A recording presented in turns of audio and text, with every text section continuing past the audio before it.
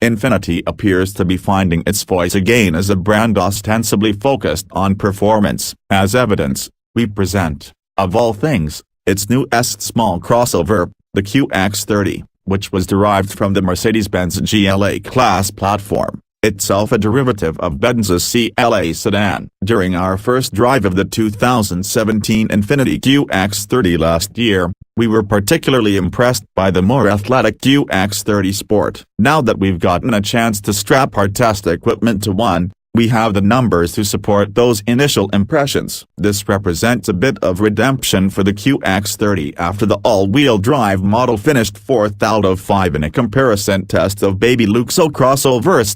For one thing, it's a quicker animal. Compared with the AWD model, the QX30 Sport's acceleration from rest to 60 miles per hour dropped by nearly half a second, from 6.6 to 6.2 seconds, with 100 miles per hour arriving 1.3 seconds sooner, at 16.8 seconds versus 18.1. The 5 to 60 mile per hour rolling start time fell from 7.2 to 7.0 seconds, while the 30 to 50 mile per hour and 50 to 70 mile per hour passing times are down by half a second each, to 2.9 and 4.2 seconds. It handles and stops better, too, clinging to the skid pad with an impressive 0.90 grams of lateral grip, up from the AWD model's ho-hum 0.83 grams. Braking from 70 miles per hour took 157 feet, 6 fewer than its more rugged counterpart, but numbers tell only part of the story.